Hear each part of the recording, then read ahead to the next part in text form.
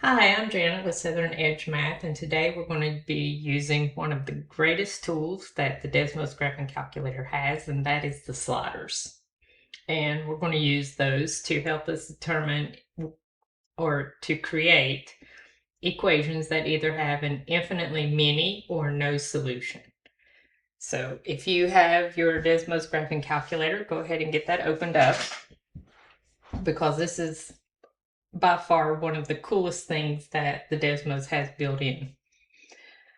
Okay, so we're going to take a look at this very first equation.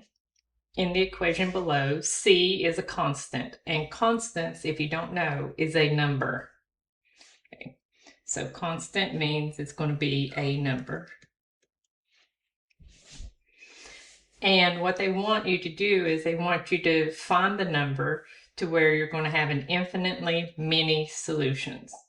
Okay, now what we need to do is we need to recall from the previous videos in this series that if you have infinitely many solutions, that means that you're going to have the same line created. So you're going to have a graph of this side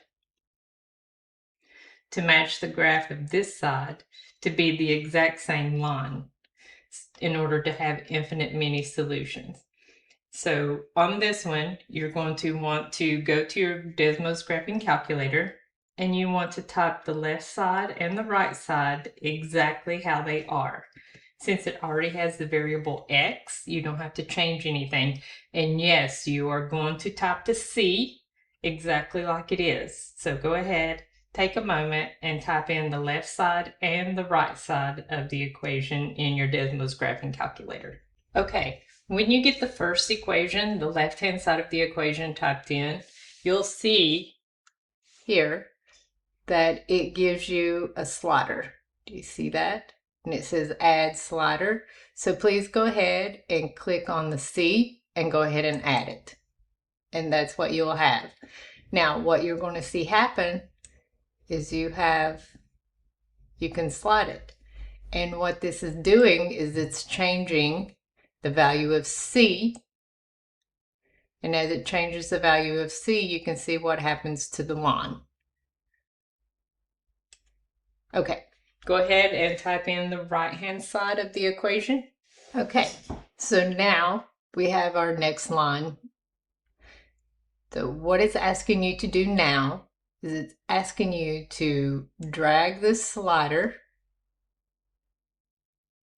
until this red line is exactly the same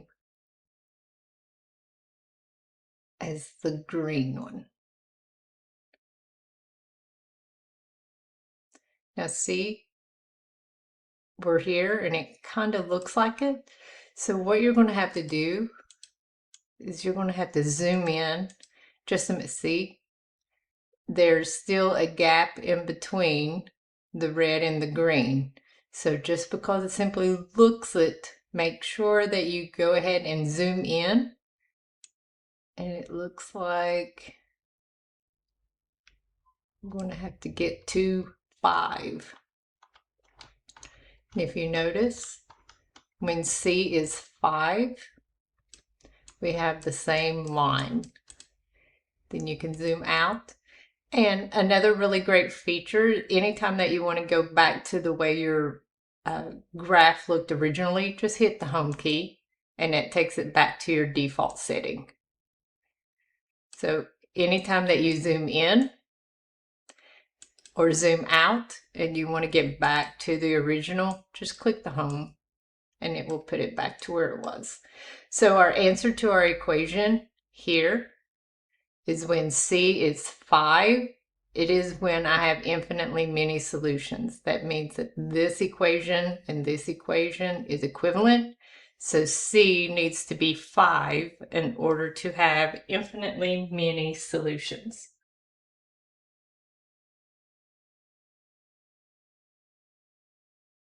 All right, now we're down to the second example. Now, what you're going to notice about this one is in the equation below, it gives me K and N are constants. That means K and N are going to be numbers. That's what constants means. However, it gives you a stipulation that n will be greater than 0. So let me scoot this up so we can see it a little bit. All right, so you're going to do the exact same thing. So go to your Desmos, clear out that previous example, and then you are going to type the right-hand side and the left-hand side exactly like it looks. Okay, now if you notice again, we have add slider and we have K and N, and go ahead and click add all. Okay. Then go underneath that and type in the right-hand side of the equation. All right, now let's go back to the equation and see what it's wanting to know. It wants to define the equation to have no solution. And recall from one of the previous videos that no solution means that you're going to have parallel. Okay, so you need parallel lines in order to have no solution. Now, remember our stipulation. N has to be greater than 0. It doesn't stipulate what that number needs to be. So go ahead, go to N, and if you'll notice, it gave me N equals 1, and 1 is greater than 0, so you're welcome to leave it there. Or you can drag it to whatever number you want, as long as this number is greater than 0. So I'm just going to stop here at 5. Okay, now what I need to do is I need to adjust the slider on K to make these lines parallel. So I'm going to slide. And again, as you're doing this, you're going to want to zoom in and check, because if you notice, I did 3. They kind of look a little parallel here.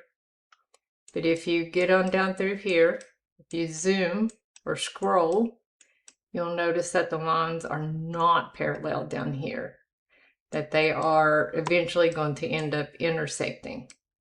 Okay, so be careful. If you're up here, kind of gives you the impression that, it looks like I'm going to have parallel lines. So make sure that you zoom, scroll.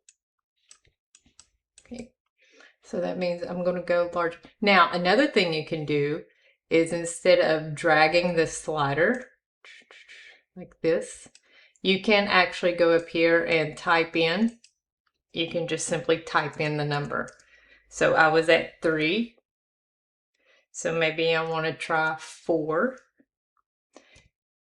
Okay, so I'm going to take a look at 4. Now, there are times when it might be 3.5 or 3.75. So be careful in not only selecting whole numbers. So to me, it looks like 4 is going to be our solution, because it looks like the lines are maintaining a parallel distance no matter where I'm scrolling. So take a look at that. So I'm going to say that K is 4, and let's check this in. It doesn't matter. See, they maintain their parallel no matter what the N is, as long as N is greater than 0. Okay, so for your student response, you would simply type in the number 4. Great job working through this with me, and thanks for watching. And don't forget to like, subscribe, and follow along to catch the next video installment of this series, so you can keep building on those test day skills. So thank you very much, and I hope you have a great day.